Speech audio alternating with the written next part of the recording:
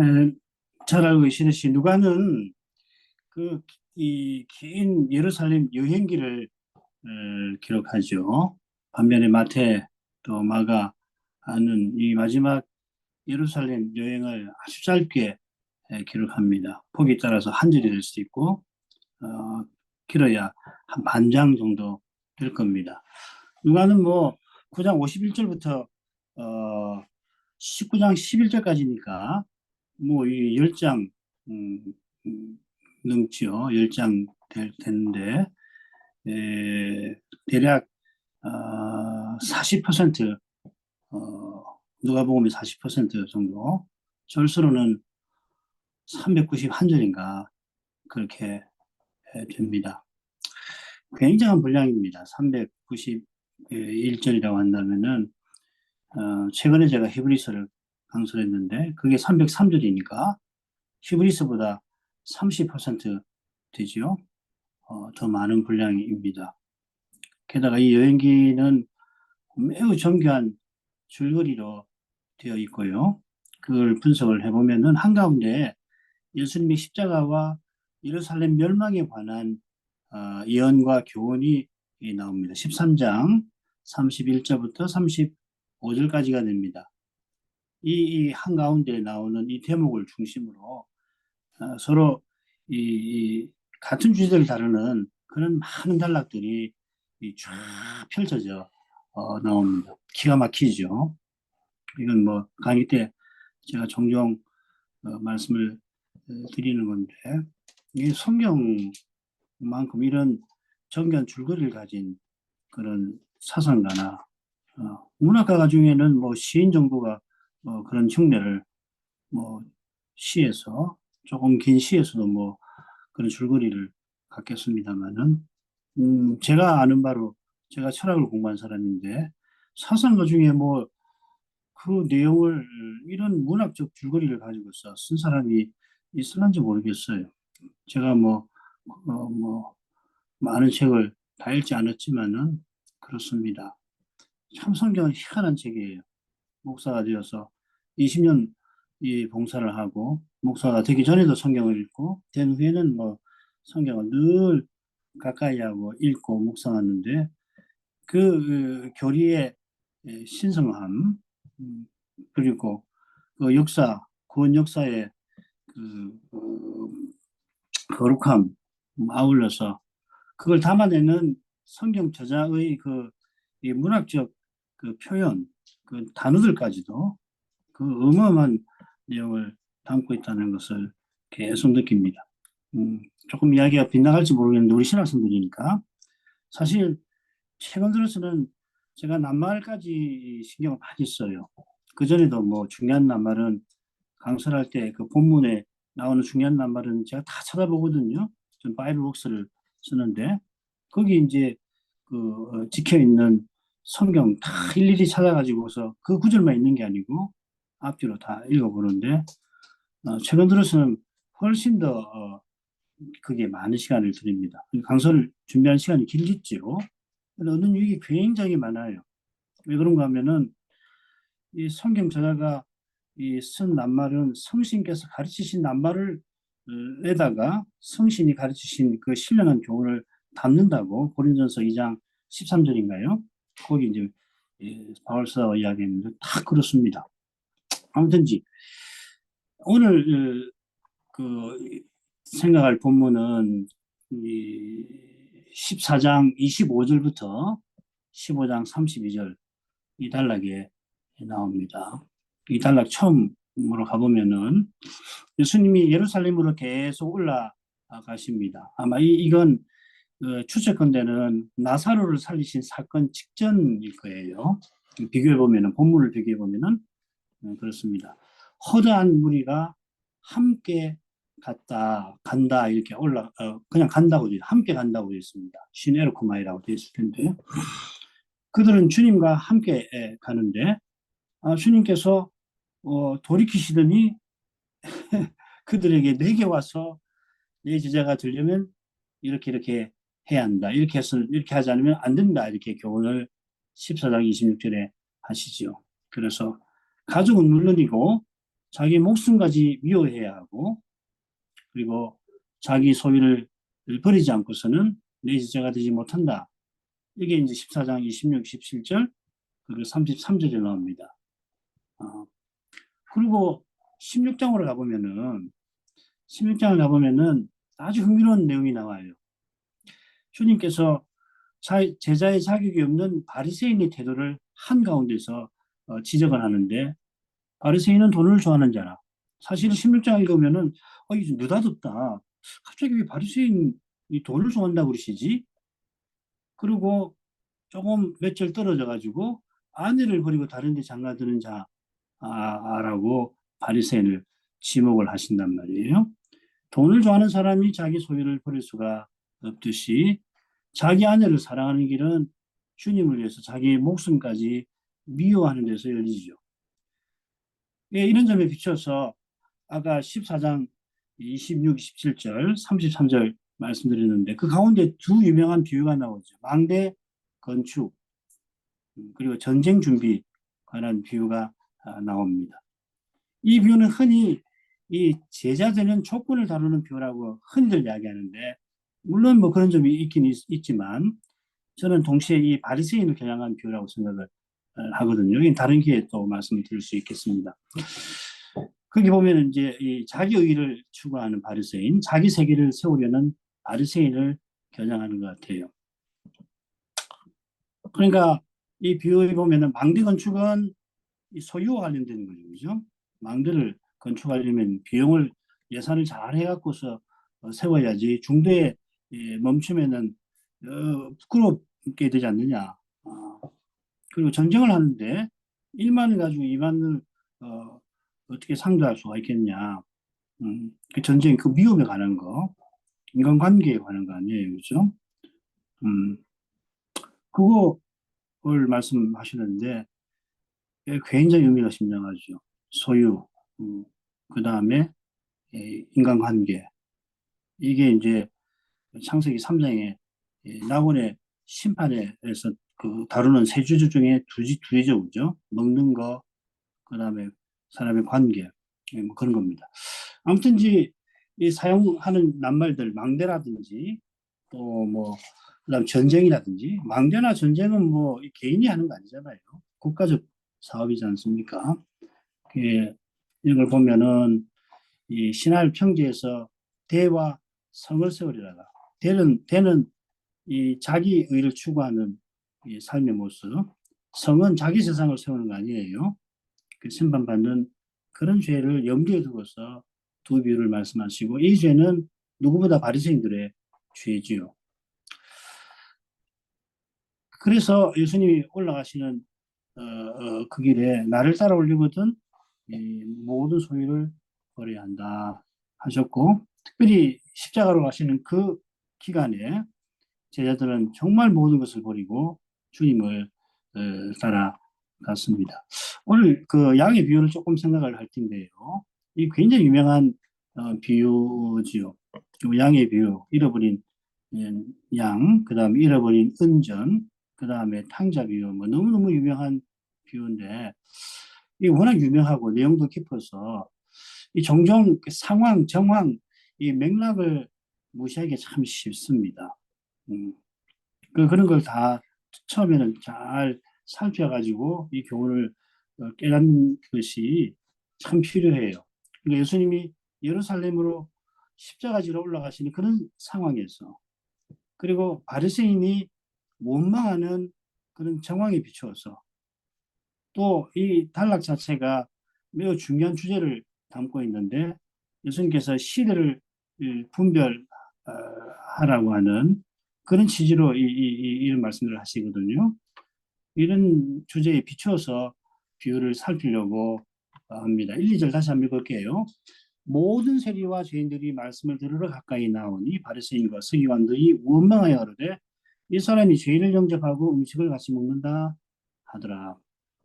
우리 허문호 선생하고 요즘에 복음서를 공부하는데 복음서 비평에 보면 불투만은 이런 걸 뭐라고 그러겠습니까? 이거는 뭐 후대의 첨가고죠. 초대 교회가 자기네 문제 다루려고 없는 말을 지어가지고서 붙여놓은 거니까 이거 빼버려야 된다. 뭐 그렇게 하는 건 구절 아니에요? 근데 그럴 수 없습니다. 우리는 뭐 그렇게 생각지도 않고 이런 배경을 잘 이해해야지 왜 잃어버린 양, 또 은전 비유, 탕자 비유를 하시는지 그 주님의 의중을 조금이라도 더 헤아릴 수 있을 거예요. 여기 보면 모든 세리와 죄인이 주님께 가까이 나옵니다. 이게 예, 학자들은 쉽게 이런 걸 모든 뭐 이런 거 나오면 과장법이라고 쉽게 이야기해요. 현대적 주석가들은 많이들 그렇게 이야기한다고. 하여튼 모든 이란 말이 나오면 그냥 무슨 이 조건 반사처럼 과장된 표현일 거다. 그렇게 이야기를 하는데 글쎄요. 오히려 그보다는 깜짝 놀랄 일이잖아요. 모든 세리와 죄인이 예수님께 나온다. 지금 정황은 뭐냐면 허다한 무리가 주님과 함께 길을 가시는 중인데 예수님께서 세리와 죄인과 식사를 하신 거지.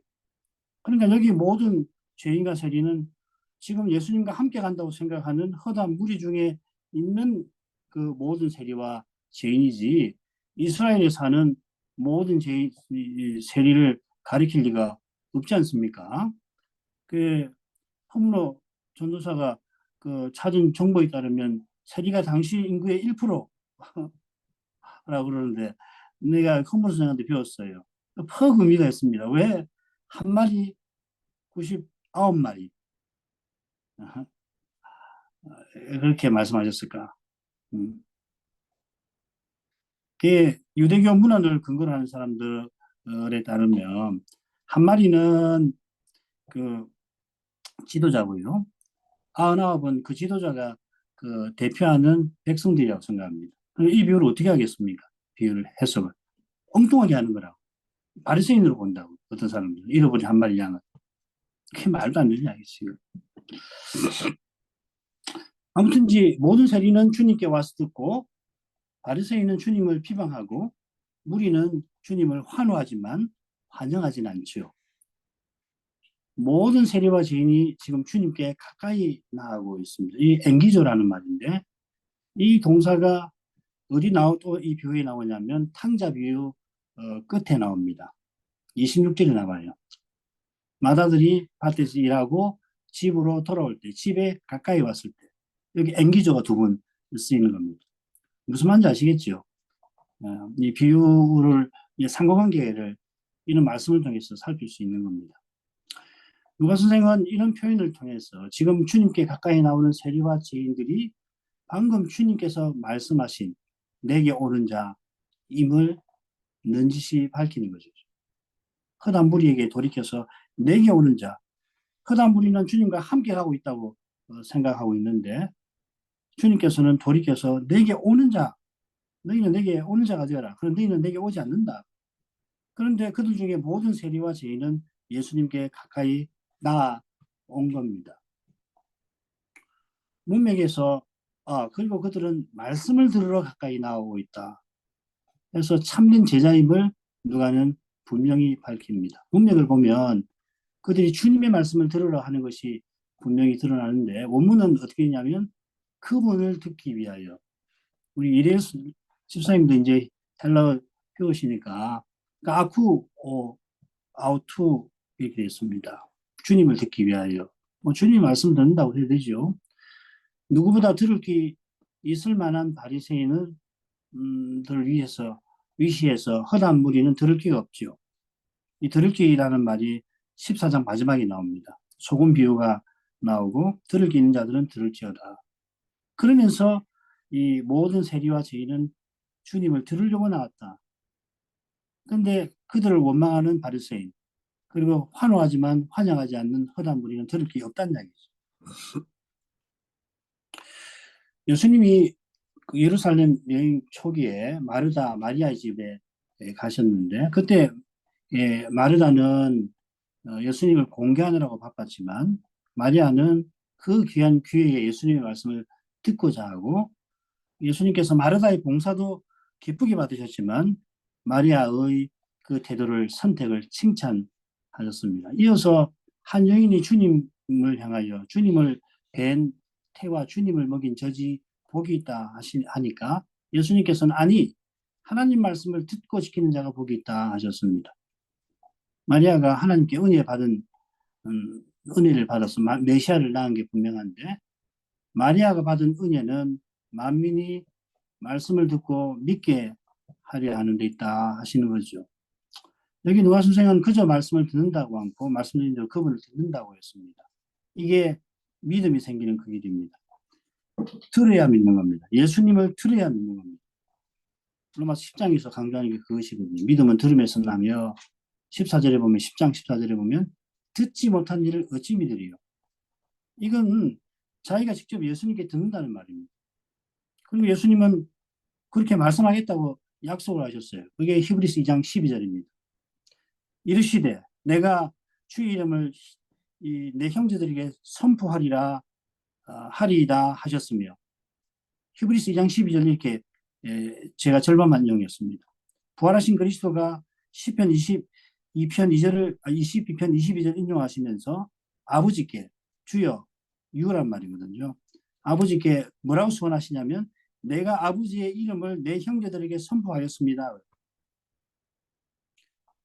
참된 예배에서 이 목사가 성신을 의지해서 그리스도를 전하는 그 자리에 그리스도가 임재하신다고 칼빈이 주석을 했습니다. 칼빈의 그 해석에 가장 근거가 되는 구절이 바로 나는 히브리서 2장 12절이라고 생각합니다. 참된 예배는 하나님과 그리스도를 모신 예배고 그 모신 거기에 주의 종이 복음을 전파할 때에 사도가 전한 대로 복음을 전할 때 그의 그 강설을 통해서 그리스도가 아버지의 이름을 자기 형제들에게 선포하고 계신단 말이죠. 그리고 듣는 거예요. 성신을 의지하는 사람은 강설을 들으면서 그리스도를 듣는 거거든. 믿음은 거기서 생기고 강하게 되는 겁니다. 예배 왔지만은 외형적으로 아무리 예배 형식을 차리고 열심히 예배를 드려도 듣지 않으면은 믿음 안 생겨요. 굉장한 말씀입니다. 이게 우리 개혁파의 가장 중요한 가르침 중에 하나 아닙니까? 우리 개혁파 교회학이 이 계시론부터 시작하는데 그 핵심이 뭡니까? 요거라고 요거. 교회론의 핵심이 뭡니까? 요거라고. 뭐 이야기할 게 많이 넘어가죠. 세리와 죄인이 가까이 나와 주를 들으려고 했는데 바리새인과 서기관들이 원망합니다. 이 원망한다는 말이 누가복음에 딱 두 번 나와요. 여기 나오고 다른 한 번이 누가복음 19장 7절인데 비슷한 맥락입니다. 그때도 예수님이 세리 삭개오의 집에 들어가서 교제하시려고 하는데 거기 무사람이 그걸 보고 원망하였다. 디아 공기조입니다. 그냥 공기조는 뭐 불평한다 또 비방한다는 말인데 디아가 붙었습니다. 주님께서 입성하시기 직전이라 구름같이 많은 무리가 따르고 있었습니다. 그런데 여기도 누가는 모든 사람들이 무사람들이 예수님이 삭개오의 집에 들어가서 식사하시는 것을 비방하였다 그랬습니다. 디아가 빠지고서 이 공기조라는 말이 역시 이 세리 마태의 집에 식사하실 때에 바리새인들이 비방했다 그렇게 나오죠. 촉이죠. 촉인데도 공생의 촉인데도 바리새인들은 주님이 세리를 가까이 하신 것을 비방했습니다. 이제 예루살렘 올라가실 텐데 당연히 그들의 비방은 처음보다 심해졌고 디아 공기조에는 그런 의조가 담겨 있습니다. 세리와 죄인이 나오고 있는데 바리새인과 서기관들은 줄곧 원망하고 있다. 그게 메알류 동사를 썼습니다. 메알류 과거를 썼습니다. 말씀을 들으려고 하는 자와 그것을 원망하는 이가 빛과 어둠처럼 한자리에서 쫙 갈라지고 있다는 겁니다. 예수님이 거기 계시니까 이런 분리, 이런 대립이 이루어지는 것입니다. 예수님이 너희는 나를 누구라 하느냐 물으시니까 필연 이런 분리와 대립은 복음이 전파되는 곳마다 생기는 거예요.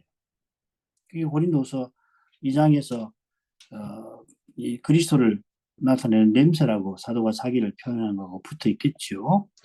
그런데 이 대립은 창세 때부터 인류 역사 가운데 신비하게 작동하는 비밀에 속합니다. 마태복음 13장 35절에 예수님께서 이 비밀을 이야기하시는 거죠. 이 대립이 역사의 끝에 이르면 가장 강렬하고 극심한데 이미 우리 역사 무대에 현재해져 있습니다. 그만큼 현저하고 강렬한 것이 누구보다 주님 말씀을 들을 사람이 원망하는 반면에 누구보다 들을 귀 없을 사람은 나아오고 있다는 이 역설입니다. 이 역설이 바로 하나님의 은혜와 사랑을 일제히 가리키죠. 십자가만큼 역설은 없습니다. 마찬가지로 그만큼 터무니없는 것이 바로 인생의 죄입니다. 선하게 지원받은 인생이 천사보다 하나님을 가까이 하게 하신 그런 사람이 악한 천사의 미혹에 빠져서 범죄한 거. 선악과 사건 도무지 이해하지 못할 터무니없는 일입니다. 그만큼 터무니없는 것이 언약 백성이 여호와를 배반하는 겁니다.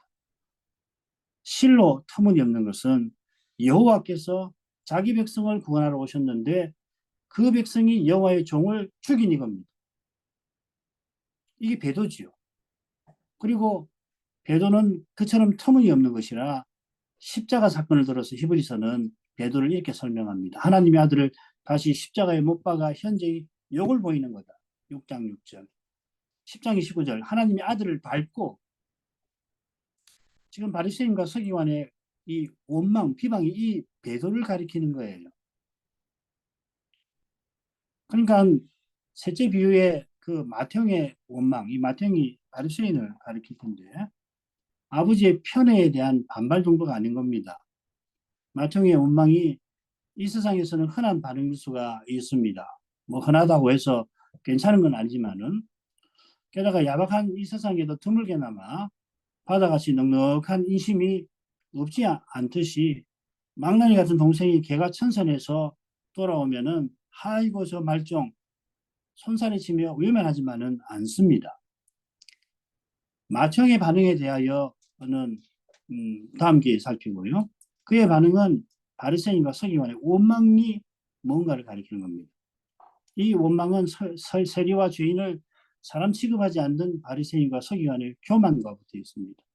이 교만이 메시아를 미워하고 죽이는 마음에서 나오는 겁니다. 이 악한 마음이 놀랍게도 그들이 손가락질하는 세리와 죄인을 주님께서 환영하시는 것에 반발하고 있습니다. 이 반발은 예사로운 게 아닙니다. 독사의 자식이 자기 아비 이 마귀를 본받는 반발인 것입니다. 바리새인과 서기관들은 주님께서 죄인들을 영접하고 함께 식사하시는 것을 줄곧 비방해 왔습니다. 그래 세리도 죄인이라 부르죠. 이들은 세리와 어울리는 죄인이라고 할 때는 세리와 어울리는 사람을 가리킬 겁니다. 예수님의 비유를 보면 이 특별히 기도에 관한 비유를 보면 바리새인은 자기가 이들과 다르다고 자랑하고 이들이 토색 불이 간음하는 자라고 비난합니다. 18장 누가복음 18장 11절 마태의 집에서 주님께서 바리새인의 비방에 대해서 나는 죄인을 불러 회개케 하러 세상에 왔다 하셨습니다. 주님의 눈에는 세리와 죄인만 아니라 비방하는 바리새인 회개할 죄인입니다. 사실 1등 죄인이죠. 이들이 죄인을 회개케 하려고 그들과 함께 식사하시는 주님을 먹기를 탐하고 포도주를 즐기는 사람 세리와 죄인의 친구라고 비방을 합니다. 누구보다 죄인입니다. 누구보다 스스로 의인이라고 하니까 누구보다 죄인이 되는 거예요. 반면에 베드로가 주님을 좋던 처음에 주께서 행하신 표적을 보고 나는 죄인입니다. 나를 떠나소서 했지요. 마찬가지로 누가복음 18장의 세리도 멀리 있어서 나를 불쌍히 여기소서 나는 죄인으로서이다 합니다. 누가복음의 죄인을 다 조사해 보면 몇 가지 이 내용이 나오는데 특별히 이 두 내용이 인상적입니다. 죄를 참으로 깨닫는 이 세리가 의롭다 하심을 받았고 베드로가 이 죄를 고백하면서 주님을 따라 나섰습니다. 주님께서 이제도 세리와 죄인과 식사하시는 것은 그들이 주님께 와서 말씀을 듣게 하시는 겁니다. 하나님 나라를 그들에게 열어주시는 겁니다. 그런데 바리새인은 그 나라를 감히 닫고자 합니다. 다른 사람도 자기처럼 지옥자식 아니 자기보다 배나 지옥자식 만들고자 하는 겁니다. 이런 이 상황에 비추어서 비유를 보는 것이 옳지요. 불투만의 양식 비평은 터무니없는 겁니다. 말도 안 되는 소리예요.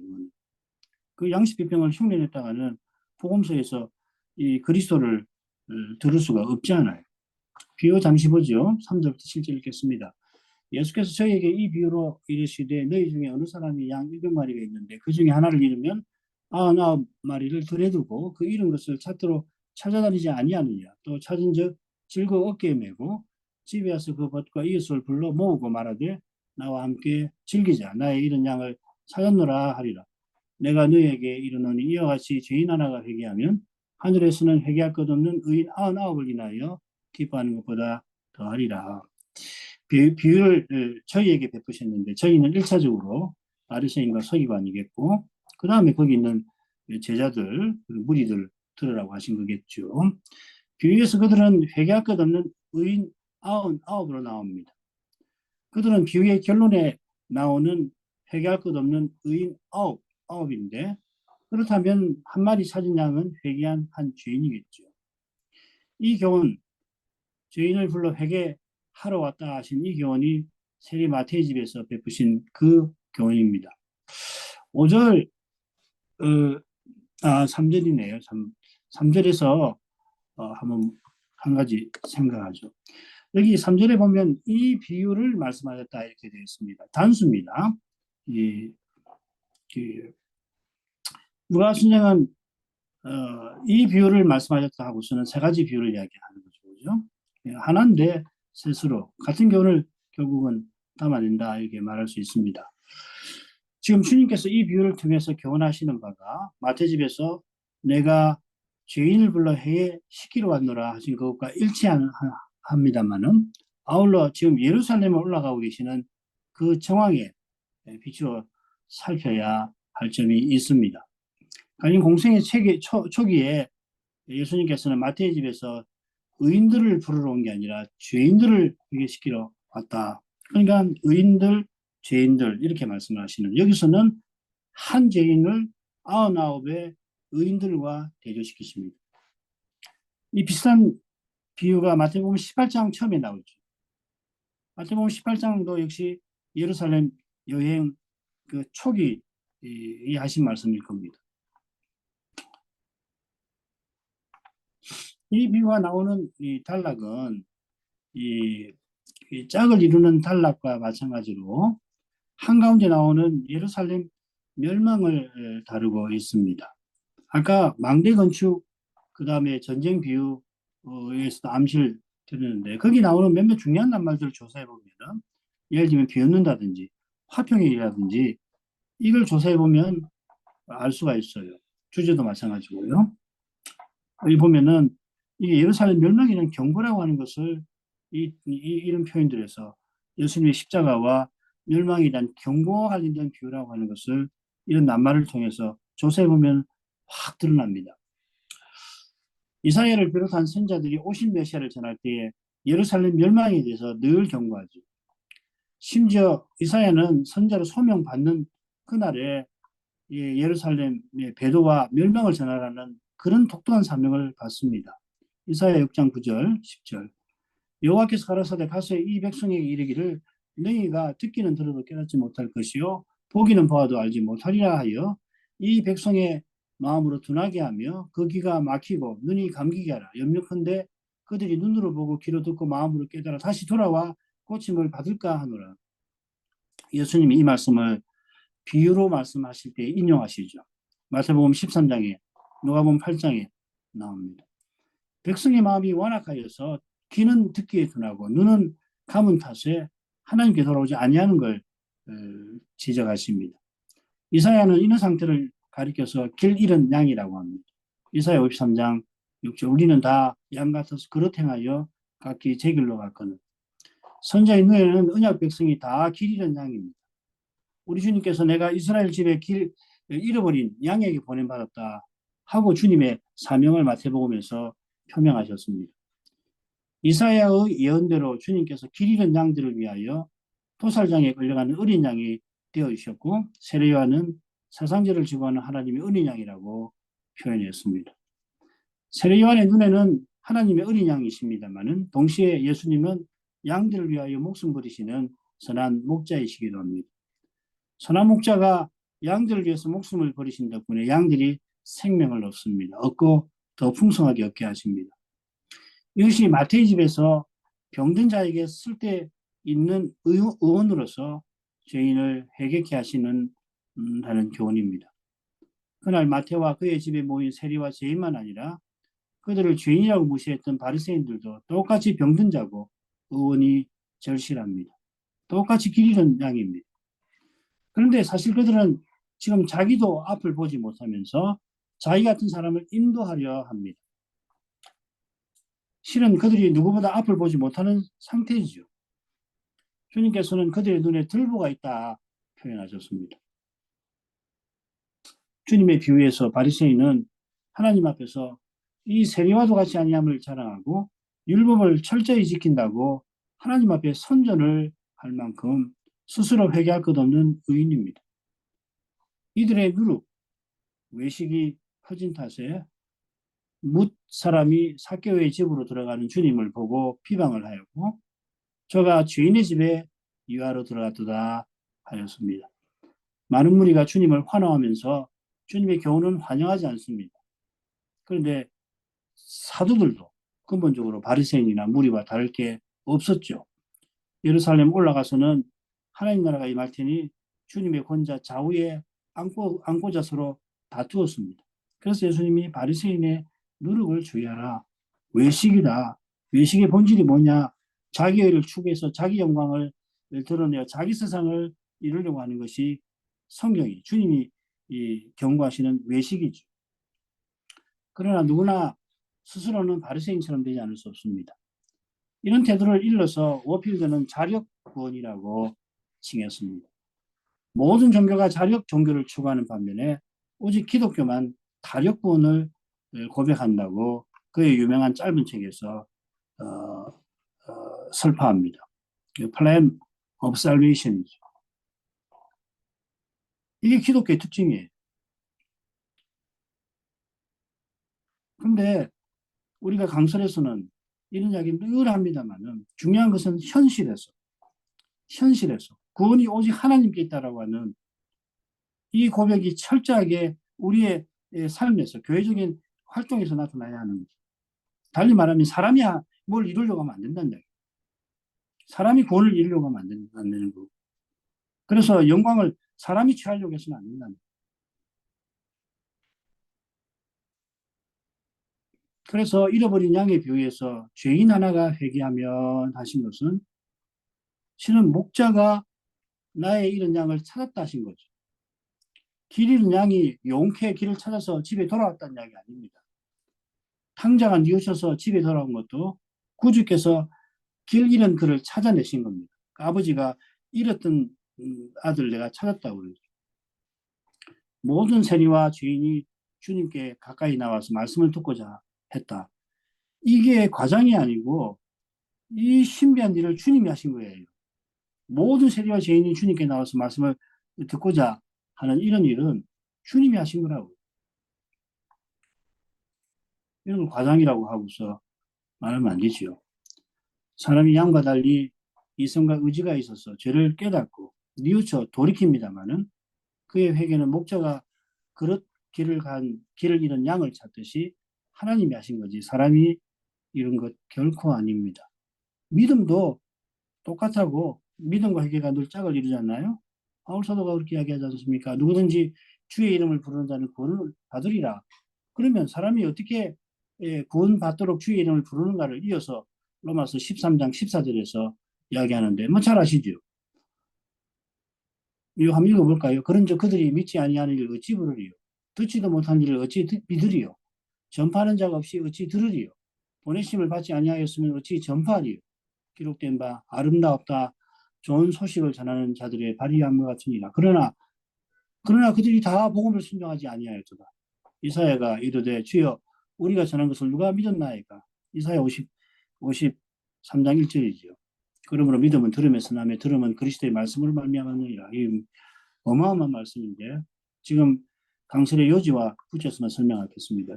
복음 전하는 일을 보내시고 보내는 이가 복음을 전하게 하시고 전한 복음을 듣게 하시고 들은 자가 믿게 하시는 겁니다. 철저하게 하나님이 하시는 거예요. 8장에서는 이렇게 말하죠. 미리 정하신 자를 또한 부르시고 부르신 그들 또한 의롭다 하시고 어렵다 하신 그들을 또한 영화롭게 하셨느니라. 로마서 8장 30절. 이게 뭡니까? 미리 정하신 예정 아니에요? 그 예정의 본질이 뭡니까? 자기 아들 낳기지 않고 우리 모두를 위하여 내어주신 사랑이신 하나님에게서 예정이 나오는 거 아니에요? 그 예정론을 제대로 달리면은 이 거룩한 사랑이 비추어서 살펴야 문제가 안 생기는 거 아닙니까? 이 거룩한 사랑이 비유에 나오는 주인의 즐거움, 하늘의 기쁨의 원천입니다. 하나는 명사고 하나는 어, 동사인데 주인의 즐거움과 하늘의 기쁨이 결국 같은 겁니다. 양을 찾은 주인은 집에 돌아와 법과 이웃을 불러 모으고 함께 즐거워하죠. 이 비유가 넉줄로 되어 있는데 즐거워한다는 말이 3번이나 나옵니다. 왜 주님께서 이 즐거움을 강조하실까? 뭐 다 알긴 어렵습니다만 얼른 눈에 띄는 건 뭐냐면 비방하는, 원망하는 이 즐거움이 없어요. 원망하고 비방하는 거기에 무슨 즐거움이 있습니까? 교회가 건전한 교회인가 아닌가 딱 보면 알아요. 교회 회의를 하는데 원망하고 비방하는 말이 나오면 그 무슨 문제가 있는 거 아닙니까?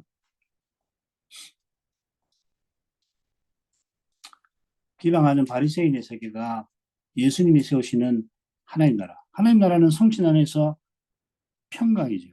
희락이죠. 얼마나 다른지를 지금 드러내려 하시는 겁니다. 하나님 나라는 하나님이 기뻐하시는 뜻이 이루어지는 나라입니다. 하나님이 기뻐하시는 뜻이 이루어지는 것이니까 우리에게 그보다 기쁜 것이 없지요. 그 뜻은 무엇보다 죄인을 회개시켜서 하나님께로 돌이키게 하는 데 있고 하나님을 가까이 하며 하나님을 향하게 하는 데 있습니다. 바로 거기에 하늘의 기쁨이 약속되어 있습니다. 참된 예배에 하늘의 기쁨이 약속되어 있는 것입니다. 참된 예배에서 이 기쁨을 맛보는 이만이 이 두려운 시대를 이기고 나갈 힘을 거기서 얻을 것입니다. 기도하십시다. 거룩하신 아버지, 하나님의 아들을 이스라엘 집에 잃어버린 양들에게 보내주셔서 이스라엘이 허문 언약을 이루어 주셨습니다. 하나님께서 그리스도 안에서 친히 행하신 일이 너무도 거룩하여서 성경에서 그 일들을 배우고 배우지만 배울수록 그 깊이와 너비를 헤아릴 길이 없나이다.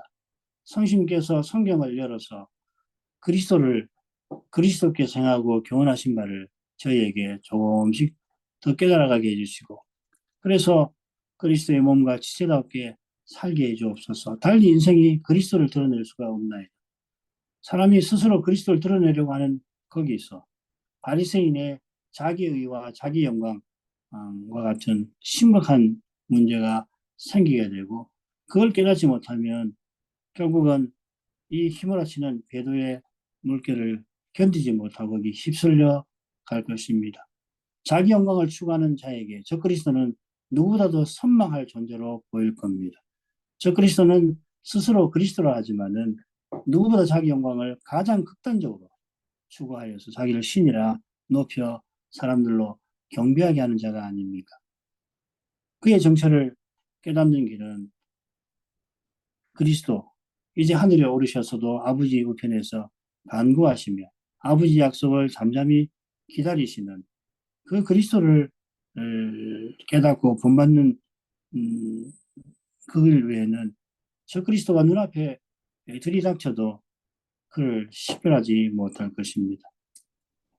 자비하신 아버지, 그리스도를 꼭 깨닫고 나아가도록 주님의 교회에 사도가 전한 복음이 늘 전파되게 해주시고 우리 신학생들 주께서 성신의 은사를 다하여 주시되 무엇보다 이 시대에 하나님 말씀을 순종하기 전하는 일이 얼마나 중차대한 일을 알 뿐만 아니라 동시에 사람이 사도가 전한 복음을 전하는 그 자리에 그리스도께서 내가 아버지의 이름을 내 형제들에게 선포하리이다 하신 그 놀라운 일들이 선하시는 바가 이루어져 간다는 이 신비를 맛보는데 다 이르게 해주셔서 누가 뭐라고 할지라도 목숨을 내어놓아야 할 그때라도 이 복음을 선전하게 전하게 이끌어 주시옵소서.